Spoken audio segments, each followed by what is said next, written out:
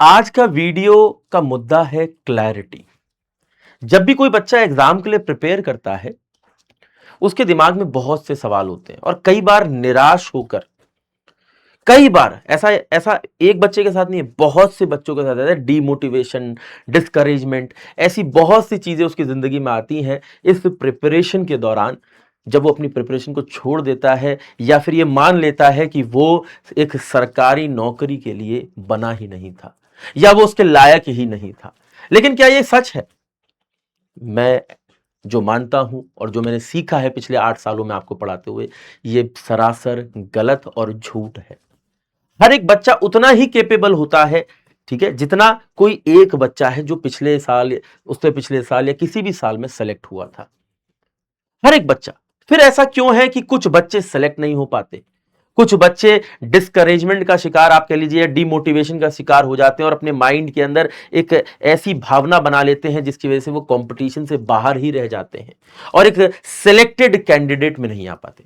देखिए, इससे पहले कि मैं आपको कुछ भी क्लियर करूं, आज जिस दिन मैं इस वीडियो को रिकॉर्ड कर रहा हूं, यह दीपावली का समय है, तो सबसे पहले तो आपको शुभकामनाएं देता हूं दीपावली की। Deepavali is a festival of lights.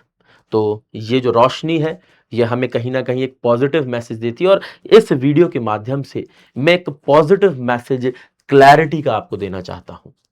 क्या वो वजहें हैं जिसकी वजह से एक बच्चा रह जाता है और उसे नहीं रह जाना चाहिए?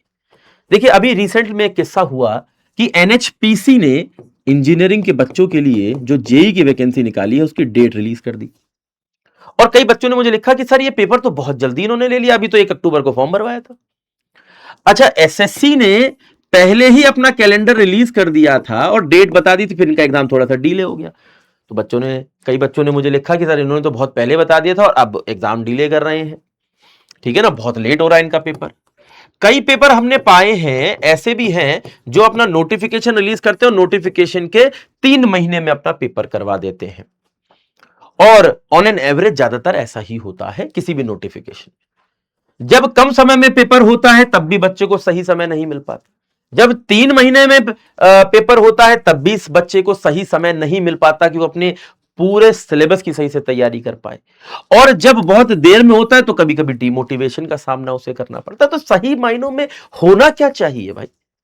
और ये डिमोटिवेशन, डिस्करेजमेंट बच्चे की जिंदगी में कैसे आ रहा है? इससे इस बात का क्या मतलब है? देखिए, मैं आपको बताना चाहता हूं। होता यह है कि ज्यादातर स्टूडेंट्स, ज्यादातर, मैं हर एक स्टूडेंट नहीं कहूंगा, ज्यादातर में मैंने यह पाया है कि जिस दिन से वो ये सोचते हैं कि मैं आज से अपनी प्रिपरेशन करना चाहता हूं, उस दिन से ये मान लेते हैं कि जिस दिन अब फॉर्म आएगा मैं भरूंगा और भरकर पेपर देने जाऊंगा। मान लेते हैं अभी जैसे 31 अक्टूबर को आरआरबी जेई का पेपर का नोटिफिकेशन आना, या फिर अभी जैसे एनएचपीसी वाले ही देख लीजिए आप, ये तो ऑलरेडी हो ही रहा है। ठीक है ना, 1 अक्टूबर तक इसका फॉर्म भरा गया है और 29 अक्टूबर को इसका पेपर है और कहीं सितंबर में इसका फॉर्म भरना शुरू हुआ था, 6 सितंबर के आसपास। यानी कि अगर देखा जाए, जब से फॉर्म, अब जिस दिन फॉर्म निकला होगा बच्चे ने सोचा कि भाई मैं अपनी प्रिपरेशन शुरू करता हूं, भाई देऊंगा पेपर। लेकिन अगर इंजीनियरिंग में जो सिलेबस है उसको देखें, उसमें नॉन टेक्निकल के बहुत सारे पार्ट्स हैं, सब्जेक्ट्स हैं, उनसे सवाल पूछते हैं। उनकी ब्रांच के टेक्निकल वाले पार्ट से बहुत सारे सवाल पूछते हैं। आप कमेंट करके बताइएगा कि आपको कितना समय लगा, जो बच्चे पहले से प्रिपेयर कर रहे होंगे। क्योंकि एक नया बच्चा, ये क्योंकि वो, उसको उतना पता नहीं है कि पढ़ने में कितना समय लगता है, क्योंकि रिवीजन के लिए भी समय चाहिए, प्रैक्टिस के लिए भी समय चाहिए, तो वो अपनी प्रिपरेशन जैसी नोटिफिकेशन जारी होता है अपनी कर देता है। लेकिन जब 2 महीने 3 महीने में पेपर होता है तो उतने समय में अपनी तैयारी पूरी नहीं कर पाता और कभी कभी उसे 3 महीने से 4 महीने मिल जाते हैं तो वो अपने सिलेबस को कहीं ना कहीं से, किसी भी तरीके से, अपने सेल्फ स्टडी या अपने किसी टीचर के माध्यम से, किसी मेंटोरशिप, किसी कोर्स के माध्यम से पूरा भी कर लेता है, तो भी उसका पेपर क्लियर नहीं हो पाता। ऐसा क्यों होता है? क्योंकि जब भी किसी एग्जाम के लिए प्रिपेयर करते हैं तो 3 चीजों पर फोकस होता है जो कि हम कंप्लीट नहीं करते अक्सर, और वो 3 पार्ट हैं लर्निंग, रिवीजन और प्रैक्टिस। तो जब बच्चा 3 से 4 महीने में कोशिश करता है कि इंजीनियरिंग जैसे एग्जाम क्रैक हो जाएं, तब वो कैसे तैसे खींच तान के शॉर्टकट माध्यमों से अपनी लर्निंग तो पूरी कर लेता है, जो कि खींच तान की हुई है, लेकिन अपने रिवीजन और प्रैक्टिस को पूरी नहीं कर पाता। और उसके अक्सर बच्चों के मैंने देखा है वीडियोस के नीचे कमेंट होते हैं, मुझे ईमेल्स आते हैं, मुझे मैसेजेस आते हैं, और मुझे नहीं बहुत से टीचरों को आते हैं। ये वीडियो में अक्सर हम सारे टीचर यहां पर जब बैठते हैं ऑफिस के अंदर, ठीक है, तो डिस्कस करते हैं कि सर ऐसा क्या है, क्यों है। तो अक्सर टीचरों ने भी ये कहा है, जो मैंने महसूस किया है बच्चों को पढ़ाते हुए पिछले 8 सालों में, कि बच्चे रिवीजन और प्रैक्टिस का समय अपने लिए नहीं दे पाते। क्यों? क्योंकि जिस दिन से वो मानते हैं कि मैं अपनी प्रिपरेशन शुरू करूंगा, उसी दिन से वो अपने आप को एलिजिबल मान लेते हैं, क्योंकि उनके पास बीटेक या डिप्लोमा की डिग्री होती है।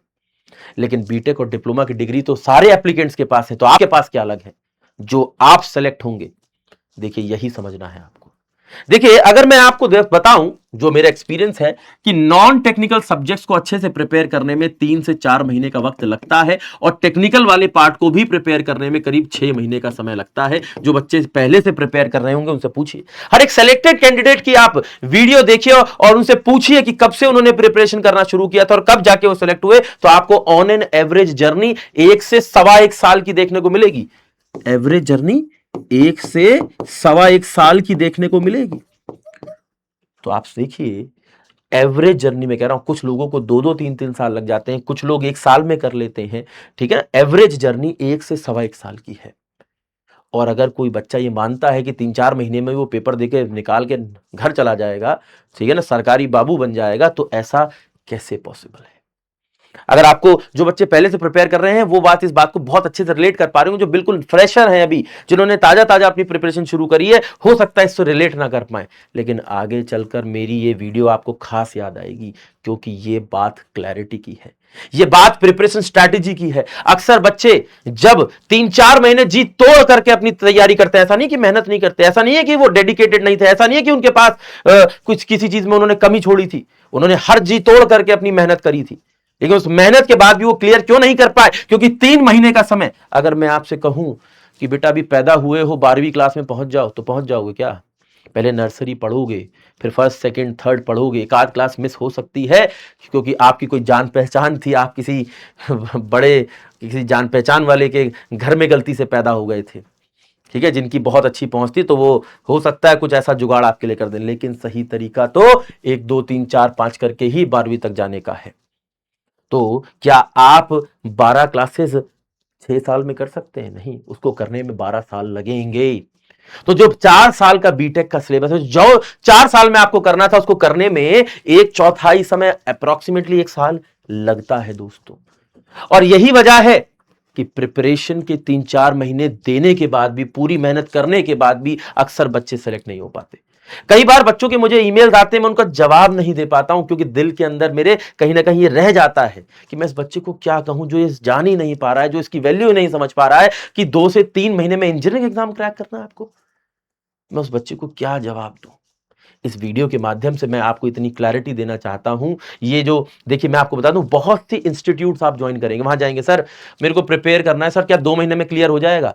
वो भी कहते हैं कि इसको क्या समझाऊं, हाँ हाँ हो जाएगा। वो कोई आपके लिए कोर्स बना देते हैं 2 महीने का, और आप ज्वाइन कर लेते हैं, उसके बाद सेलेक्ट नहीं हो पाते, और आपको ऐसा लगता है कि यार मैंने तो पूरी मेहनत 2 महीने का पूरा कोर्स भी किया, तब भी नहीं हो पाया, क्योंकि मेरी गलती रही होगी। क्यों? ये दोनों तरफा से गलती है।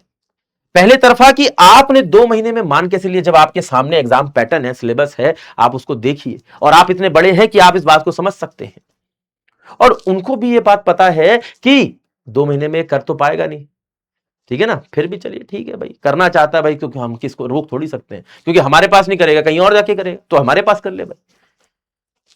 यही जनरली सोच रहती है, मैं आपको बता दूं, ये इसीलिए मैं बहुत क्लियर शब्दों में बोल रहा हूं।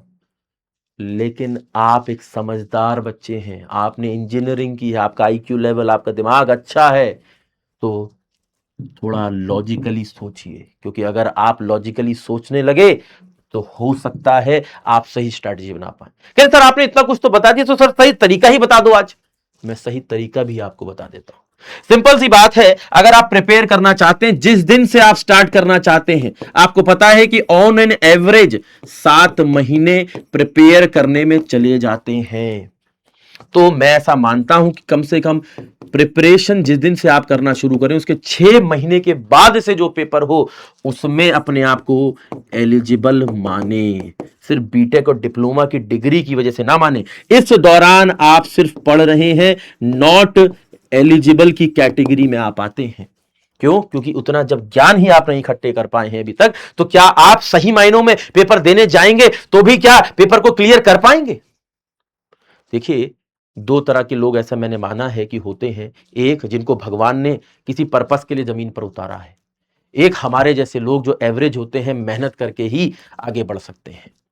और ऐसा मैं मानता हूं कि दुनिया में 100 में से शायद 100 मेरे जैसे एवरेज लोग ही हैं।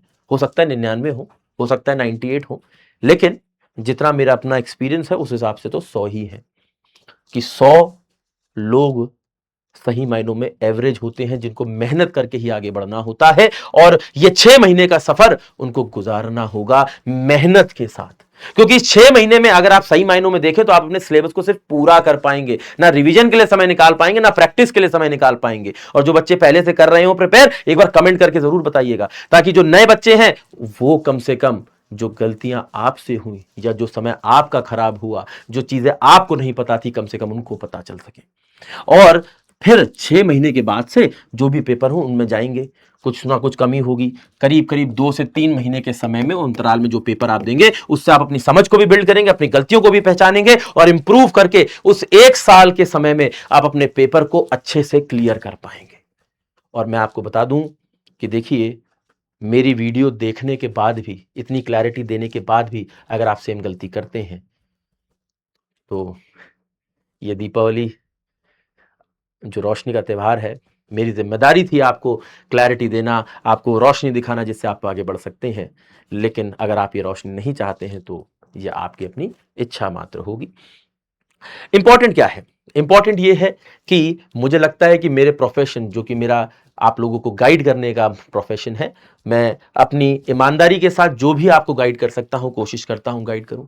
ठीक है? इसमें सिंपल सी बात है, जब कभी मैं अपनी क्लास में किसी बच्चे को बताता हूं कि आप एईजे सुपर कोचिंग ज्वाइन कर सकते हैं या ये बैच ज्वाइन कर सकते हैं, तो उसका मतलब ये नहीं है कि आपको इंपॉर्टेंटली उसको ज्वाइन करना ही है। उसका मतलब सिर्फ ये है कि अगर आप जो काम खुद से 2-3 साल में करेंगे, क्योंकि सेल्फ स्टडी भी की जा सकती है, मार्केट में किताबें मिलती हैं, जो आप 2-3 साल में खुद से करेंगे, वो मैं आपको अपनी पूरी टीम के साथ 6 महीने में करवा सकता हूं। अब ये काम आप 6 महीने में करना चाहते हैं या नहीं, ये आपको डिसाइड करना। और करना चाहते हैं तब आप हमारे किसी भी क्लासेस को ज्वाइन कर सकते हैं, जिस भी एग्जाम को आप क्लियर करना चाहते हैं। ठीक है? आप उसकी क्लासेस को ज्वाइन कर सकते हैं और क्लियर कर सकते हैं। जैसे आरआरबी जेई अभी आने वाला है 31 अक्टूबर से। मुझे पता है कि इसके 3 से 4 महीने के बाद पेपर होगा।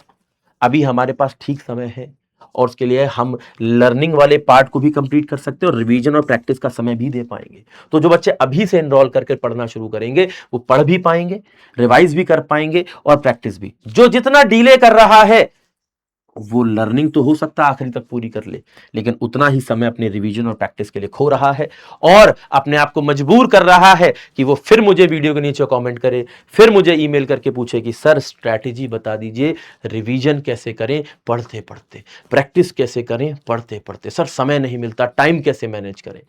और मैं आपको बता दूं, फिर आप किसी के पास पहुंचेंगे, फिर वो आपको बताएगा कि बेटा 2 महीने में मैं करवा दूं, और आप डीमोटिवेशन, डिस्करेज या फिर सेल्फ डाउट का शिकार होंगे। तो आपको जहां अच्छा लगता है वहां प्रिपेयर करिए, जिसके साथ अच्छा लगता है उसके साथ प्रिपेयर करिए, क्योंकि प्रिपेयर करना इंपॉर्टेंट है। It is about your future and your families future. तो उनके साथ आप अपने साथ इंसाफ करिए और अच्छे से प्रिपेयर करिए, क्योंकि it is about you not me, it is about you not the course, it is about you not the platform, it is about your future not me, it is about the student not about the teacher.